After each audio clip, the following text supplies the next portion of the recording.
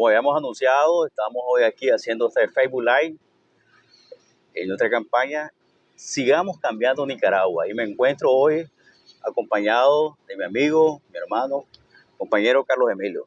Tanto tiempo, Carlos. Un gusto, Adrián. Sumando esfuerzos. Yo contento porque te estoy viendo cada día más, con más salud, ¿verdad? Celebrando tu vida, Carlos. Además, ¿verdad? Después de tu situación que tuviste, tu accidente, creo que gana Nicaragua tenerte con nosotros. Gracias, Adrián, por tus palabras. Muy agradecido con Dios por haberme dado la vida, haberme protegido después de ese accidente muy fuerte que tuve. Y como vos decís, Él me renueva cada día y estamos aquí por su gracia, por su amor, por su bendición, acompañando los procesos de restitución de derechos que Nicaragua vive desde el año 2007 hasta la fecha. Hay gente que le molesta, Carlos, pero la fundamentación, ¿por qué nosotros hablamos, por qué en nuestro gobierno hablamos de restitución de derechos? Los derechos humanos están consignados en la Constitución Política de la República de Nicaragua. Esa Constitución fue elaborada, diseñada en 1986, se aprobó ese año y entró en vigencia en 1987. La Constitución es hija entonces de la primera etapa de la Revolución y en nuestra Constitución o Carta Magna o Ley Suprema o Ley Matriz, se le llama de diferentes maneras, ahí están reconocidos los derechos civiles, políticos, económicos, sociales, culturales, ambientales. ¿Y por qué hablamos de restitución? El énfasis de la restitución. Hablamos de restitución porque los derechos están ahí en la Constitución, pero en 1990, que asume el poder, asume el gobierno, el neoliberalismo, de 1990 al 2006, fueron 17 años, 3 gobiernos consecutivos, esos derechos estaban congelados, esos derechos estaban suspendidos, esos derechos estaban enterrados, estaban sepultados. No existían los derechos humanos, el derecho a una educación gratuita y de calidad no existía, el derecho a una salud con calidez humana especializada no existía, el derecho a una seguridad alimentaria no existía, el derecho a los subsidios, al subsidio al transporte, al subsidio a la producción, no existía. El derecho al acceso a la vivienda, es decir, todo el abanico de derechos constitucionales estaban muertos durante 3 gobiernos neoliberales. Al asumir el gobierno del Frente Sandinista en el año 2007, los derechos cobran vida. Por eso hablamos hoy de restitución. Exactamente. Restitución significa regresar los derechos. Restitución significa darle vida a los derechos. Restitución significa resucitar los derechos que estaban muertos. Por eso hay un principio cristiano ahí de trasfondo. Hay un principio cristiano, así es el principio de la resurrección. ¿Ah? Y la resurrección es vida. La resurrección significa... Pero sobre todo a favor de los pobres, las clases menos favorecidas, ¿no? Así es, porque este gobierno es un gobierno de todos, de todas las personas, de todas las familias, de todas las comunidades. Es un gobierno para todos los sectores, pero con especial énfasis a los empobrecidos, a los excluidos, a los que durante el neoliberalismo no tenían derechos, no tenían nombre, no tenían identidad, no tenían protección social, no tenían acceso al crédito, no tenían titulación de tierras, no tenían la posibilidad de un empleo estable, no tenían la posibilidad de que su salario fuera revalorizado de forma periódica, tal y como lo establece la ley de salario mínimo. Entonces, Adrián, restitución es que los derechos hoy tienen vida. Restitución es que los derechos ya no solamente están en la Constitución política, sino que los derechos se encarnan, los derechos toman vida en la cotidianidad, en el día a día de las mujeres, los jóvenes, los niños, los campesinos, los pueblos originarios, las personas con discapacidad. Es decir, en este gobierno los derechos humanos no son discursos, son realidades. No son papel mojado. Así es. ¿Cómo se ha hecho ante tanta campaña en contra de Nicaragua? ¿Cómo se ha hecho para tener durante tanto tiempo, durante 15 años, en 2.50 el pasaje? La gente que, extranjeros, amigos que me preguntan, ¿y cómo hace tu gobierno para que se mantenga en 2.50 el pasaje? El subsidio al transporte interurbano, ese es uno de los derechos vivos, uno de los derechos restituidos. Desde el año 2007 a la fecha ha habido un subsidio al transporte. Y había toda una conquista, ¿no? Porque eso fue un pleito, eso fue una cuestión que no se podía fácilmente lograr establecer, fijar, como se ha logrado ahorita. Vos me preguntabas, Adrián, ¿cómo es posible que el transporte esté subsidiado? El hecho de que esté subsidiado significa que no hay un alza, que no hay un incremento, que no hay una carestía, no sube el precio del transporte, ahí está el mismo precio. Gracias a la voluntad política del comandante Daniel, de la compañera Rosario, gracias a la voluntad política de nuestro gobierno, gracias a que nuestro gobierno deja una partida presupuestaria dentro de los fondos fiscales, dentro de los fondos públicos, está presupuestado subsidiar el transporte. Y veremos el efecto que tiene los 250, Carlos Emilio. Ahí, por ejemplo, hay protagonistas como emprendedores, es decir, la señora del barrio que tiene su pulpería, ¿verdad?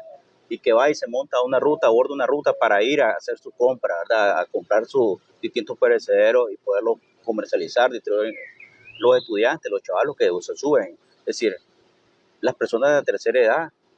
Es decir, el impacto, que pareciera que 250 pareciera como algo nimio, algo insignificante.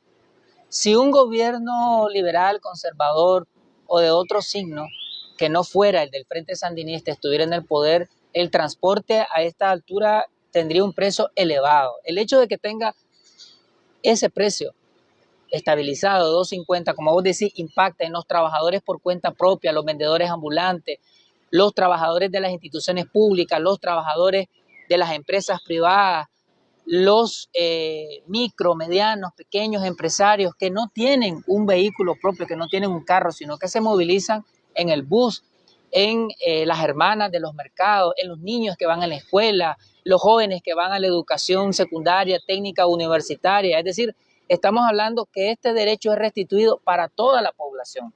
Igual todos los otros derechos que nuestro gobierno hace vida y realidad es para toda la población. Fuera de la entrevista, vos me preguntabas sobre el 6%, que los jóvenes. La juventud, ese otro derecho. El 6% estaba en la Constitución, pero ni el gobierno de doña Violeta, ni el gobierno de Alemán, ni el gobierno de Bolaños cumplieron con el 6%. Y hoy la cobertura se ha incrementado significativamente, Carlos Emilio, porque ahora estamos hablando de que también el sistema es online. Así es. Entonces, ¿qué pasaba? El 6%, aunque estaba registrado, consignado, reconocido en la Constitución Política, estaba muerto, estaba sepultado.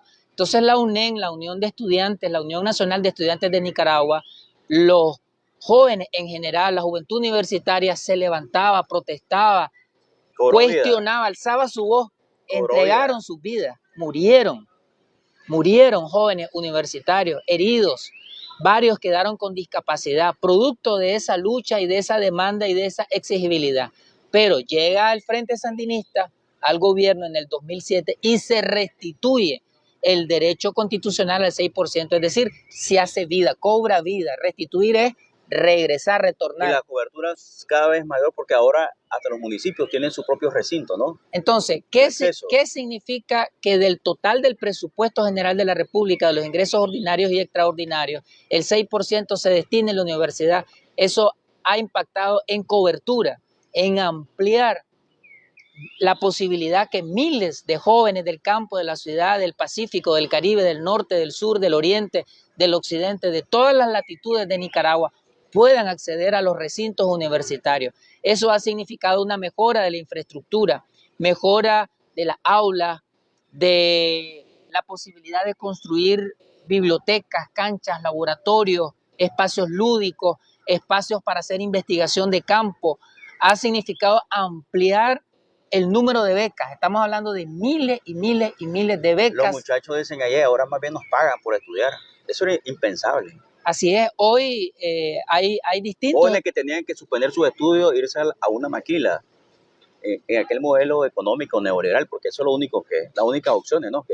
que daban, más maquilas para jóvenes. Así es. Recordemos las declaraciones de los ministros de educación de aquella época, digamos lo de Belli, que muchas veces dijo que la máxima aspiración que tenía el gobierno de Nicaragua era que los nicaragüenses llegaran a 4º grado. Esa era la máxima aspiración. Es decir, esa representación mental, es decir, esa manera de pensar, ¿qué hay de trasfondo ahí? ¿Hay un menosprecio hacia las personas, digamos, de los barrios, de los municipios? ¿Cómo lees vos ese pensamiento? ese pensamiento refleja clasismo, exclusión social, negación de derechos, pensar que la juventud, que la población... Pero sobre todo los jóvenes que están etiquetados, es decir, están condenados porque son de municipios, porque son de barrios, porque son de un anexo, están condenados, Carlos. Sí. Esa era la manera de pensar. Así es. Educación solamente para las clases élites, educación solamente para las personas de apellido, educación solamente para los hijos de papá. Pero la gran cantidad de jóvenes, estamos hablando que durante el neoliberalismo el 92% de la juventud nicaragüense estaba excluida de la educación superior. Y hubo un impacto en los riesgos, ¿verdad?, que nunca quisieron asumir porque habían pandillas, sobre todo en el tiempo de Alemán, yo recuerdo, ¿verdad?, que en todos los colegios inclusive hubo digamos, una pandemia social de jóvenes porque no tenían opciones, no tenían alternativas. Eso hoy ya no existe, Carlos. Hoy ya no existe. Uriarte, es que la accesibilidad de doctorado, eso solamente era para los ricos. Recatar, Carlos Emilio, que hoy los fines de semana hay programas para gente, para jóvenes. Eso era impensable antes. Hoy pueden estudiar un fin de semana, es decir, ya no hay excusa que puedan acceder a terminar sus estudios de primaria, estudios de secundaria. Mira, eso era impensable. Uriarte, se ha ampliado el abanico de opciones, de oportunidades, de modalidades en todos los niveles educativos y en particular en la educación superior, que es donde estamos poniendo el énfasis en este momento, de este segmento Millennium que va dirigido a las nuevas generaciones, es que el 6% posibilita tener educación nocturna, educación sabatina, educación dominical, educación a distancia en el campo, educación online. Es decir, hoy la juventud tiene una gran cantidad de opciones para estudiar en la universidad, para licenciarse, para profesionalizarse. Podés tomar cualquiera de esas opciones, cualquiera de esas modalidades. Y algo muy importante que vos decías, el tema de lo rural, del campo. Hoy, gracias al 6% constitucional, se han abierto muchas filiales, muchas unidades universitarias, la FAREN, los recintos. Estamos hablando, por ejemplo, en el caso de la UNAM, la FAREN en Huigalpa, la FAREN en Carazo, la FAREN en Estelí, ¿verdad? Es decir, hay una diversidad de recintos universitarios que pertenecen a la educación pública. Eso se traduce en el desarrollo local. Así es. Porque estamos hablando del talento, ¿no? Del nuevo talento que va a desarrollar el municipio. Así es. Y no olvidemos la educación en las universidades comunitarias. Es decir, también este 6% tiene un impacto en la Vico y en la Huracán, que son universidades en donde asisten la juventud de los pueblos originarios y afrodescendientes, las juventudes mayanas, misquitos, sumos, garífonas, creoles. Hoy pueden estudiar. Antes la juventud de la costa caribe tenía que viajar hasta Managua para poder entrar a la universidad. Hoy no. Hoy la Vico y la Huracán tienen un abanico de opciones educativas, de carreras profesionales, en donde los jóvenes de la costa caribe norte y de la costa caribe sur pueden estudiar. Es decir, hoy la universidad, los estudios de educación superior no solamente son para los jóvenes del Pacífico y no solamente son para los jóvenes urbanos, son para los jóvenes campesinos y los jóvenes de la costa. Estamos olvidando de las personas de la tercera edad y quizás también el tema de la inclusividad. Hay programas, hay políticas del bien común, ¿no? Así es, el programa Todos con Vos. El programa Todos con Vos es un programa para las personas con discapacidad y ahí se conecta, porque todos los programas del Gobierno de Reconciliación y Unidad Nacional están interrelacionados, interconectados.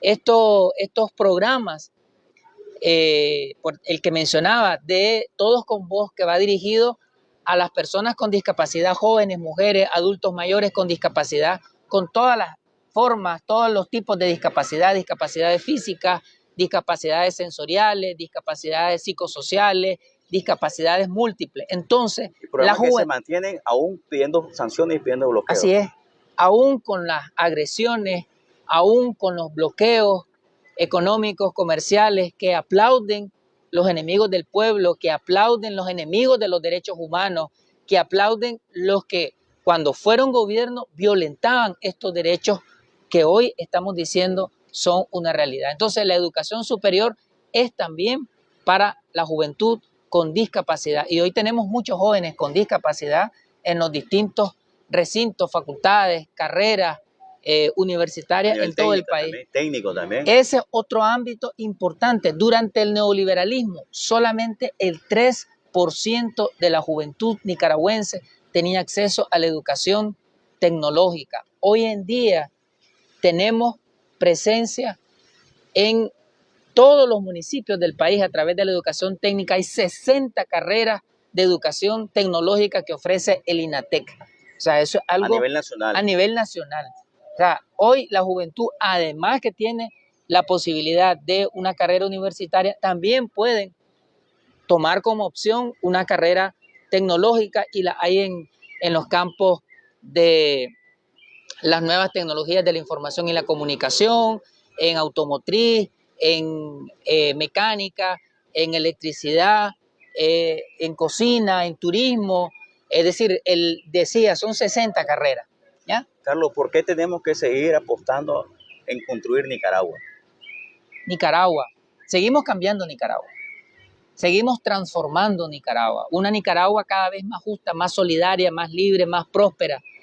Tenemos que apuntar a seguir esta ruta de progreso colectivo, esta Nicaragua de todos, como dice constantemente el comandante Daniel. Una Nicaragua que no es propiedad de nadie, no es finca de nadie, no es hacienda de nadie, como lo era en los gobiernos anteriores.